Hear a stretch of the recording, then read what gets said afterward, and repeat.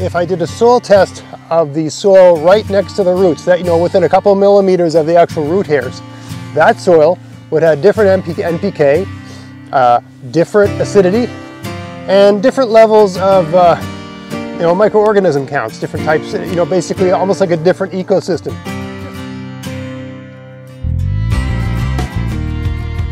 Hey, it's Greg here with Maritime Gardening, and I'm out here looking at a garden of mine. It's late November 2021, and this is a bed that I established a number of years ago, let's say two, three years ago, and it's never produced well. And let me think. I think it was 2020 that I established this bed. That was its first year. Okay, but it's never produced well. Primarily, I think, because the soil isn't very good. It gets reasonably good sun. You're standing where south is. There's a hill here, so it really doesn't get the afternoon sun. This would be west, but it gets great morning sun. That way is east. And it's surrounded by rocks, so they gather heat, but it's never produced well. So I don't think it's the lack of, you know, perfect sun. I think it's more the quality of the soil. And so I've done videos on this topic before, how to improve you know, a not so impressive garden. I just thought I'd show another technique today. Now, I mean, your number one move should be, if you have a strong suspicion, I mean, a soil test is a good way to do it, but if you have a strong suspicion that your soil just isn't very productive, working in a bunch of manure into that soil is a great way to do it. That's probably the quickest fix. You're getting nutrients, you're getting organic matter, right? You're changing the texture of the soil, right? You know, work in the fall, work in a bunch of manure, put a mulch on top and leave it alone, right? Another way is what I've done here, where I put a layer of grass clippings down, okay? And then over the grass clippings, because the grass clippings, you know, are, you know, they break down quickly and they heat up quickly, and they, you know, they basically provide a lot of nutrients for the soil organisms. So I put a layer of grass clippings down, let's say 2 inches thick, and then put leaves on top of that. That way, this time of year, right, the leaves will keep the soil from freezing for a while.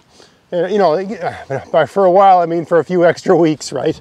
On any good sunny day, there might be enough heat there to get the soil organisms working on the grass and just creating, you know, just a nice base for the next year. But even that approach can take a number of years to work. So I just had the idea, since this bed's never produced it well anyway, to plant something in it this fall that really doesn't need the best soil in the world. And you know, I know what I'm going to plant here will grow. There'll be something growing here this year, and that's good as well. I'll explain that as we go along. And basically, over the course of the next growing year, something will be growing here. All the organic matter I used as a mulch will break down, and perhaps the soil will be a little bit better the following year. And I'm going to plant Sunchokes here because they're virtually foolproof to plant. They grow really well no matter where you put them. Also, this is a location in my garden. It's a good spot to plant them because it's at the far north end of the garden. There's nothing for the Sunchokes can grow very high, from 4 feet to 10 to 12 feet high. So they'll cast shade. So because the Sunchokes cast shade, they're not the best choice for the middle of your garden or the south end of your garden. They should be at the north end of your garden where there's basically nothing north of them, right? So they won't cast shade like that. And also they're in a corner here, so when the sun's in the east, they're going to be casting shade that way. There's nothing growing over there, nothing I want to grow over there, so that's fine. When the sun's in the west, they're going to cast a little bit of shade this way, but there's a big hill over here. So, you know, by some point in the afternoon, this area is usually in shade anyway, so it doesn't matter. So it's the ideal place to plant a low maintenance, you know, not very, what's that called, heavy feeder plant. I mean, Sunchokes, the more soil, the better soil and better conditions you give them, the better they will grow, but they'll still produce even when the soil is poor. So I think it's a perfect place. And some plants need different things. So even though I haven't had, you know, even growing beans here hasn't been that productive, you can believe it. So I'm going to try growing. I mean, I get a crop, I get a yield out of beans, but, you know, other things like I grew squash here in summer 2021. I grew squash here and in the adjacent bed, and the adjacent bed, they were like, you know, I don't know, 10 times the size than they were here, right? So this bed just doesn't have it going on. But it gets plenty enough sun, so it's a bit mystifying. Anyway, I thought I'd plant sunchokes, and there's another reason why you want to be growing things in a bed, and that's, I plant these about a foot apart. And it's probably better to put the bigger ones, the bigger the root, the bigger the plant usually with sunchokes, so I'll put the big ones at the far end. Plant them about a foot apart. So here's another topic. Why do you want to plant stuff in a bed that you're trying to get to improve, increase, right?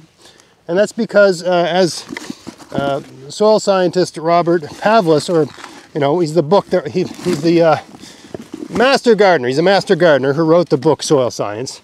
I had him on my podcast, and he was saying that the rhizosphere, which is the soil immediately in contact and very close to the roots of your plants.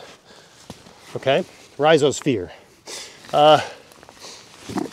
Like the atmosphere, right? That's the air around the earth. The rhizosphere, it's the soil around your roots, very close to your roots. The rhizosphere has different soil qualities than the general soil. So if I did a soil test in this bed, and I get NPK numbers, acidity numbers, stuff like that, right? If I did a soil test of the soil right next to the roots, that, you know, within a couple millimeters of the actual root hairs, that soil would have different NPK, different acidity, and different levels of you know, microorganism counts, different types, you know, basically almost like a different ecosystem. Just like if you think of a desert or any ecosystem where you have, think of the roots like a river running through a desert system. You can, if you look at it from, if you're flying over a desert, you can tell where the river is in a desert because there's things growing there, everything else is sort of dead. And I mean, this is not a deserted system, but basically there's so much more life and activity near the roots of the plants than the rest of the garden.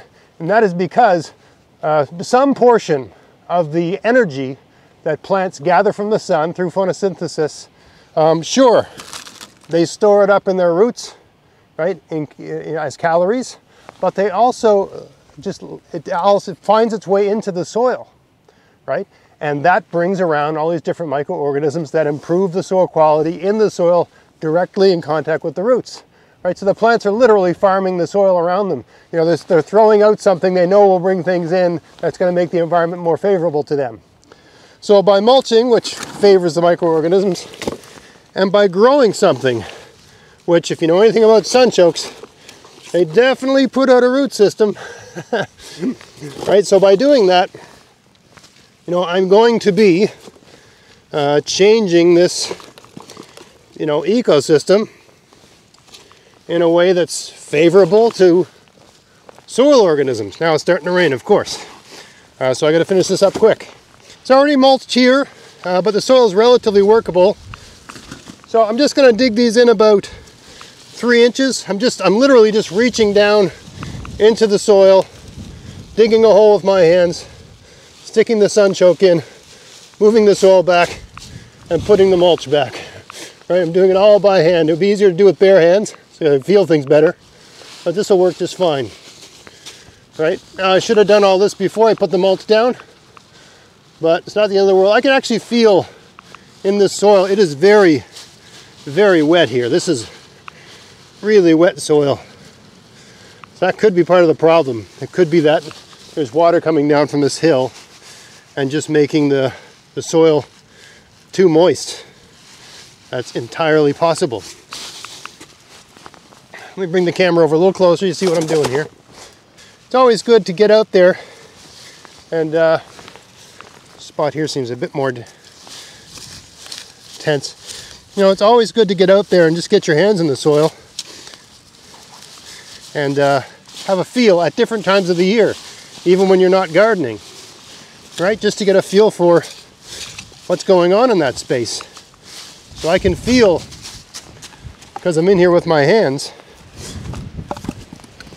that this, whoa, that's how you get your exercise, right?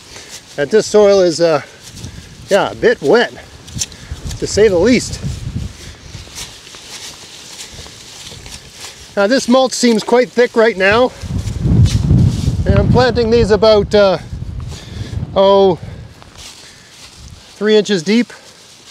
Where'd the other one go? Right there.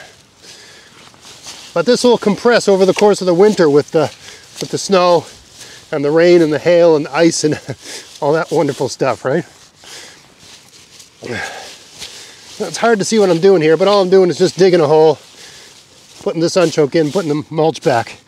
And sure, some of the mulch is falling in the hole, but that'll all, where'd it go? Right there. That'll all work itself out just fine.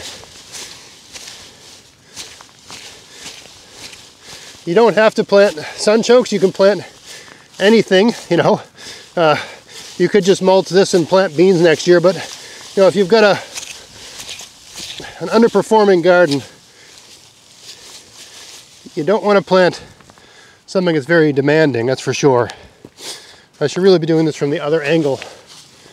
Oh well. I'm losing my sunchokes here. Where did it go? This must belong here. There's the other one. I would normally do this in the opposite direction once I got started, but because I'm filming, I have to face the camera. You don't want to be throwing stuff on where you're about to plant, as a general rule. Anyway, yeah, we're just digging holes, sticking these in the ground. That's it. There you go.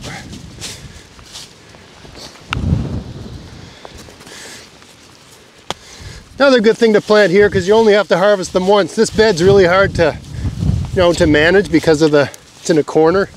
You can tell that, you know, some degree of athleticism is needed to just get in here and work it. I feel like I didn't get anything over there. I must have. It's almost like I may have lost one. No, it's right there. I did plant one right there. Okay. Really clay soil here. Very clay. These are a pretty forgiving plant. So even though I've sort of broken some cardinal rules in terms of, you know, planting then mulching, I think we'll still get away with it. Anyway, so there you have it. If you've got a bed that's not being very productive, yes, ideally work some manure into it, something like that, something organic matter with lots of nutrients that'll break down.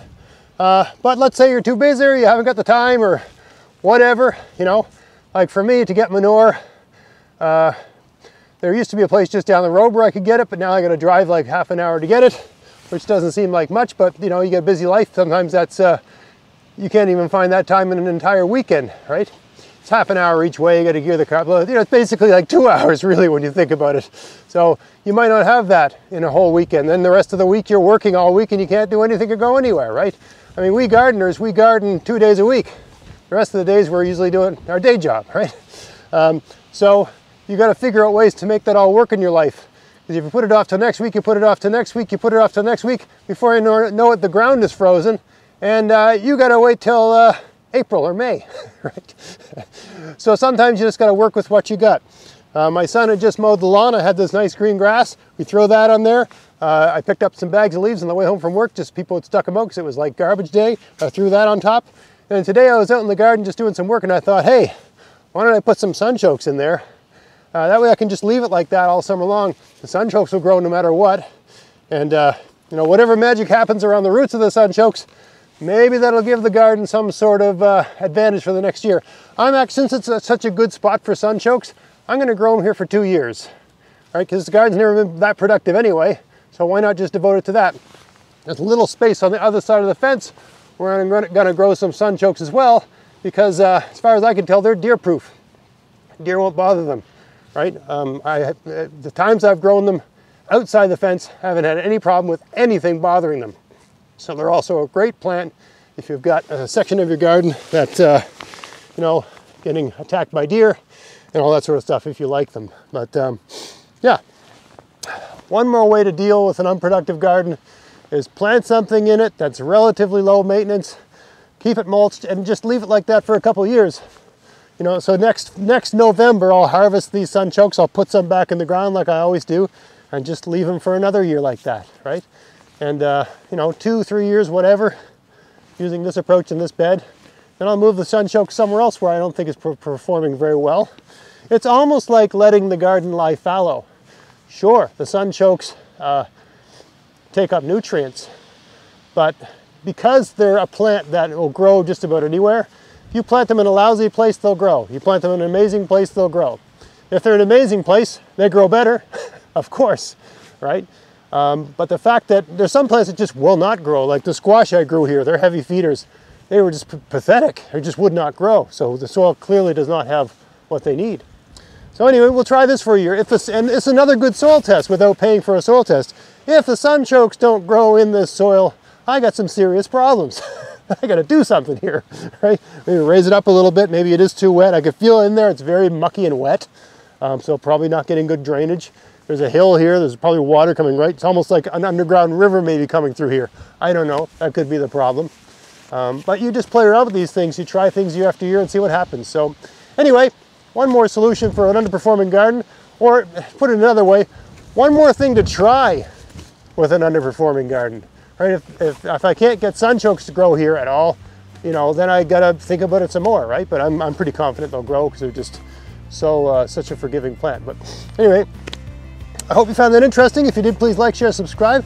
Check out my podcast, maritimegardening.com. And until next time, get out there, get at it, have fun in your garden. Thanks for watching.